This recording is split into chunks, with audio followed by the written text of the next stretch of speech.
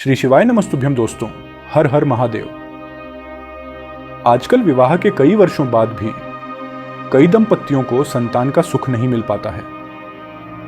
ऐसे में पूरे परिवार को शुभ समाचार का बेसब्री से इंतजार रहता है। कई बार तो लोग वर्षों तक डॉक्टर के चक्कर लगाते रहते हैं, फिर भी कोई परिणाम नहीं मिलता है। आज का ये उपाय इसी समस्या से संबंधित है। यदि किसी परिवार को संतान सुख, मनचाही श्रेष्ठ व संस्कारित संतान की कामना हो, या फिर अगर संतान प्राप्ति में किसी भी प्रकार की समस्या आ रही हो, तो पंडित प्रदीप मिश्रा के बताए गए इस उपाय को इसी बैशाख के महीने में जरूर करें। भोलेनाथ की कृपा से संतान संबंधित सभी परेशानी इस उपाय के बाद खत्म हो जाएगी। इस उपाय को केवल वैशाख के महीने में ही करना है। अगर के उपाय आप वैशाख महीने की किसी भी अष्टमी, नवमी, शिवरात्रि या प्रदोष के दिन करते हैं, तो ये उपाय विशेष फल देने वाला बन जाता है।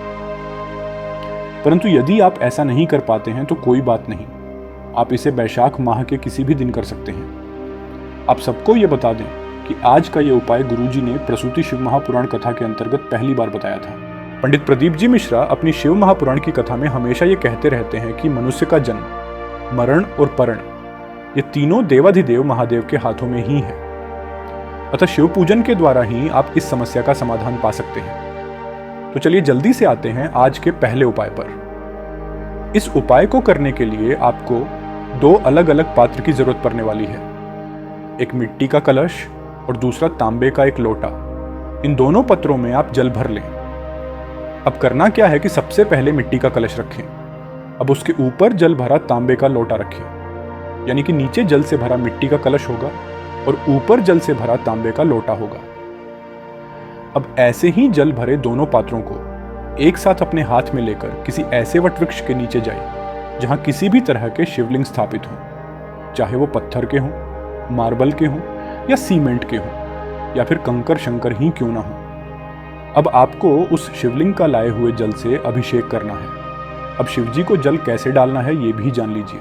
सबसे पहले आपको दोनों पात्र आपको जमीन पर रखना है। फिर अपने सीधे हाथ में, मतलब दाएं हाथ में, मिट्टी वाला लोटा रखना है और अपने उल्टे हाथ में, मतलब बाएं हाथ में, तांबे का लोटा रखना है। अब आपको 3 नामों का स्मरण करते हुए अपने दोनों हाथों से एक साथ शिवलिंग पे जल समर्पित करना है। मतलब मिट्टी और तांबे का जल एक साथ शिवलिंग पर डालना है। अब ये नाम जान लेते हैं जिसका स्मरण करते हुए आपको जल समर्पित करना है। ये नाम है माता प्रसूति, दक्ष प्रजापति तथा माता वीरणी। यानी कि सबसे पहले आप इन 3 नाम का स्मरण करें, फिर शिवलिंग पे दोनों हाथों का जल एक साथ समर्पित करें।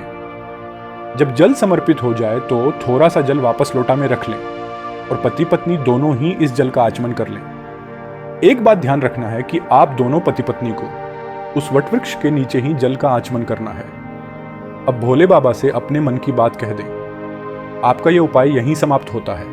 अब कुछ लोगों के मन में यह प्रश्न आ रहा होगा कि वटवृक्ष के नीचे अगर शिवलिंग स्थापित नहीं हो तो क्या करें। उस स्थिति में आप किसी भी पत्थर को या फिर कंकर को भी शिव रूप में मान सकते हैं और उन्हें अपना जल समर्पित कर सकते हैं।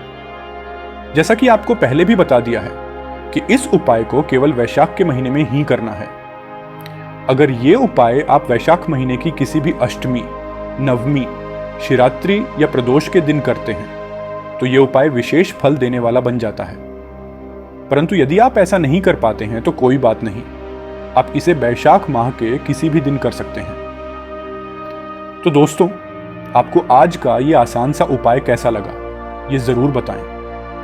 मिलते हैं अगले वीडियो में पंडित प्रदीप जी मिश्रा के ऐसे ही किसी विशेष उपायों के साथ। तब तक के लिए आप सभी को हर हर महादेव।